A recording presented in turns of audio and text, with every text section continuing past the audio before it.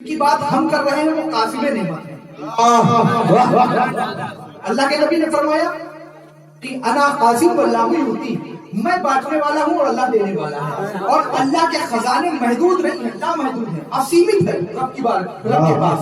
تو اب جب خزانے کا مالک لا محدود خزانے کا مالک ہے تو اس کو بانٹنے والا بھی لا محدود بانٹ سکتا ہے۔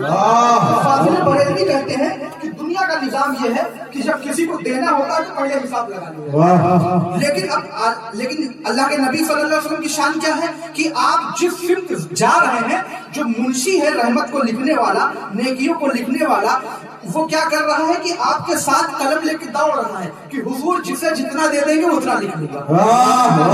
بات سمجھ گئے؟ پہلے حساب نہیں لگے گا، حضور جتنا دے دیں گے اتنا لکھ لیا گا۔ بانٹتا جس سمت وہ ذیشان گیا، ساتھ بھی منشی رحمت کا قلمدار۔ بات سمجھ گئے؟ اب حضور کی توجہ، اچھا حضور کی توجہ جب مل گئی تو آپ دیکھ لیجیے رحمت کا فرشتہ چلا آ رہا ہے۔ اچھا حضور کی توجہ کے محتاج ہم دنیا ہی میں نہیں ہیں، میدان محشر میں بھی ہوں گے، ہمیں قبر میں بھی حضور کی توجہ چاہیے، ہمیں حشر میں بھی حضور کی توجہ چاہیے، زندگی کے ہر مرحلے میں ہمیں رسول اللہ کی توجہ چاہیے۔ کیوں چاہیے بھائی؟ ہم میں سے کوئی ایسا نہیں، میں اپنے بارے میں تو جانتا ہوں کہ ہمارے پاس اتنی نیکیاں نہیں ہیں کہ ان نیکیوں کی بنیاد پر ہم یہ دعویٰ کریں کہ اللہ ہمیں جنت میں بھیج دے گا۔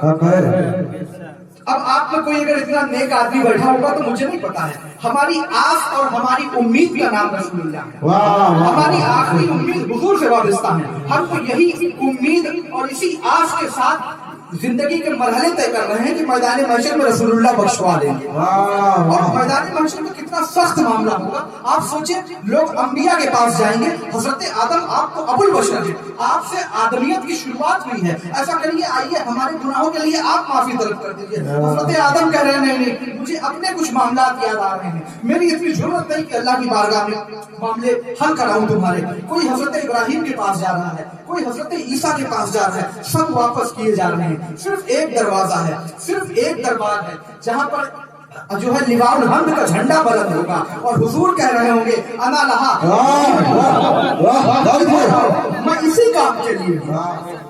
اور حضور نے فرمایا کہ قیامت کے دن وہ شخص مجھ سے اتنا زیادہ قریب ہوگا جس نے مجھ پر جتنی زیادہ بار درود پڑھا۔ تو درود اس لیے بھی پڑھیے کہ حضور کی توجہ یہاں ملے، درود اس لیے بھی پڑھیے کہ میدان محشر میں بھی حضور کے آپ قریب کر دیے جائیں۔ جب آپ قریب کر دیے جائیں گے، میاں ایک تو پیاسا کنویں کو تلاشے، اور ایک تلاش ایسی ہو کہ کنواں خود قریب آ جائے۔ تو یہ وظیفہ ہے درود پاک کہ میدان محشر میں اس طرح سے یہ کام آئے گا کہ آپ رسول اللہ کے قریب ہو جائیں گے، دنیا میں اس طرح سے کام آئے گا کہ رسول اللہ کی توجہ آپ کو مل جائے گی۔ تو اس ذہن کے ساتھ کہ آپ کا درود حضور کی بارگاہ اور اہل کشف بزرگان دین تو یہ فرماتے ہیں کہ حضور کی ایک روایت ہے کہ اسمع الصلاۃ لی اہل محبت، میں اہل محبت کے درود خود سنتا ہوں۔ جو حضور کی غلامی میں، حضور کی محبت کے جذبے میں ڈوب کر نبی کا درود پڑھتا ہے تو حضور اس کے درود خود اپنے کان مبارک سے سماعت کرتے ہیں۔ یعنی اس سے ہی پتہ چلا کہ یہ حضور کہتے تمام واسطے ہٹ جائیں، یہ میرے عاشق صادق کا درود ہے، اس لیے بلا واسطہ میرے پاس آ گئی۔ تو آپ جب کسی نبی اکرم صلی اللہ علیہ وسلم کی محفل میں بیٹھے تو یہ سمجھ کر بیٹھے کہ آقا کی محفل میں بیٹھے ہیں۔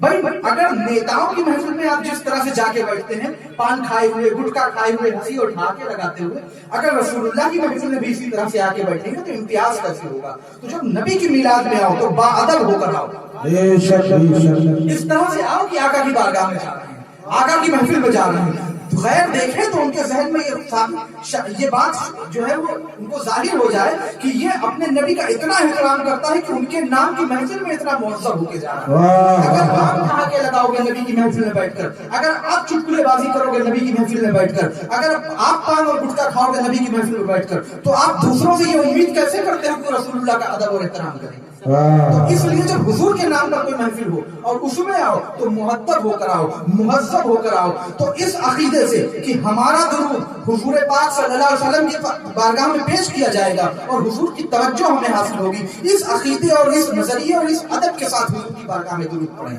اللہم صلی علی سیدنا محمد وعلی آلہ السلام علیکم یا رسول اللہ صلی اللہ تعالی علیہ وسلم۔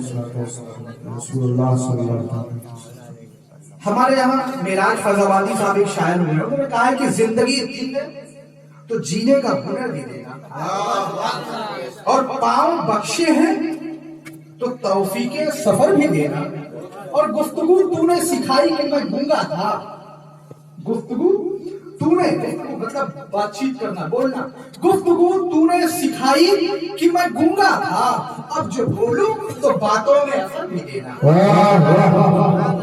اور آج رضوی شریف کی طرف آئیے، رضوی شریف کا شاعر گزرے وسیم صاحب حضرت خالد بن ولید کی اولادوں میں، ان کا ایک شعر ہے کہ آج ہم نے اسے پکارا ہے بے سہاروں کا جو سہارا ہے، آج ہم نے اسے پکارا ہے بے سہاروں کا جو سہارا، ہم ہیں واپس لگانے زلف دراز، تک سلسلہ ہمارا ہے۔ نعرے نعرے رسالت، نعرے رسالت، نعرے حیدری، نعرے حیدری، مسجدے اعلیٰ حضرت، مسجدے اعلیٰ حضرت سید فاروق میاں صاحب قبلہ، سید فاروق میاں صاحب قبلہ، نعرے تکبیر، نعرے رسالت۔ اگلے شعر پر اور لطف آئے گا۔ آج ہم نے اسے پکارا ہے بے سہاروں کا جو سہارا ہے، ہم ہیں واپس تگانے زلف دراز، دور تک سلسلہ ہمارا ہے، اور کوئی پرساں اگر نہیں، پرساں مطلب پوچھنے والا، کوئی پرساں اگر نہیں نہ صحیح، یا رسول اللہ آپ ہی کہہ دیجیے ہمارا ہے۔ نعرے تکبیر، نعرے رسالت، نعرے رسالت، نعرے غوث، نعرے غوث، جشن نبی سید فاروق میاں صاحب قبلہ، سید فاروق میاں صاحب قبلہ، نعرے تکبیر، نعرے رسالت۔ کوئی پرساں اگر نہیں یا رسول اللہ آپ ہی کہہ دیجیے ہمارا ہے۔ حضرات، سب سے پہلے تو میں اپنے تعلق سے عرض کر دوں کہ وہ دوسرے لوگ ہوں گے جو پہلے اہتمام کرواتے ہیں تب آتے ہیں، ہم تو رسول اکرم صلی اللہ علیہ وسلم کہ اسی سیرت پر عمل کرتے کہ خود جاؤ، خود ممبر لگاؤ، اور خود مجمع بلاؤ، اور خود تقریر۔ بھائی اللہ کے نبی صلی اللہ علیہ وسلم، آپ سوچئے کہ اگر پروٹوکال بناتے کہ میں آؤں گا تو پھر ایسے لوگ کھڑے ہو جائیں گے، ایسے راستے صاف کیے جائیں گے، تو تبلیغ کا کام کیسے ہوگا؟ آپ سوچئے کہ طائف میں جا رہے ہیں، پتھر مل رہے ہیں، استعمال نہیں ہو رہا ہے، وہاں پتھر مارے جا رہے ہیں، آپ بلا رہے ہیں کہ آؤ میری بات سنو۔ تو آج تو معاملہ یہ ہے کہ ہر چیز کی مارکیٹنگ ہونے لگی، ہر چیز کو بازار میں بدل دیا گیا، خدمت دین کو بھی بازار میں بدل دیا گیا۔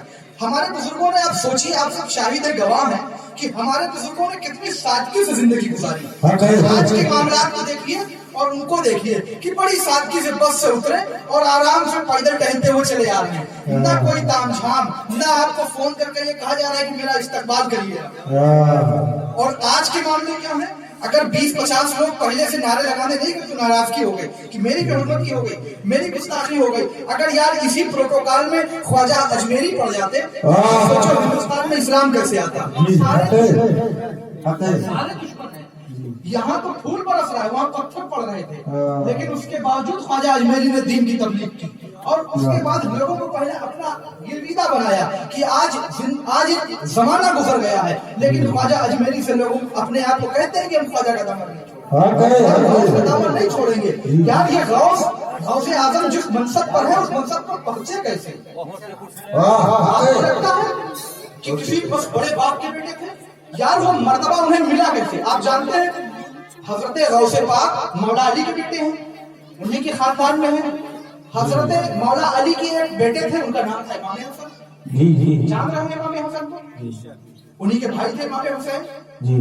آپ سوچئے، آپ نے بھی میں نے قرآن کی ایک آیت پڑھی، الا ان اولیاء اللہ لا خوف علیہم، یعنی اللہ کے جو ولی ہیں، سنو غور سے سنو، یہ اللہ کے معنی یہ متنبع کرنے کے لیے ہے، یعنی آپ کو سنو، جیسے ہم کہتے ہیں سنو، تو اسی طرح قرآن نے آپ کو مخاطب کیا، سنو، دھیان دو ادھر۔ ان بے شک اولیاء اللہ، اللہ کے جو اولیاء ہیں، اللہ کے جو دوست ہیں، لا خوف علیہم، ان پر کسی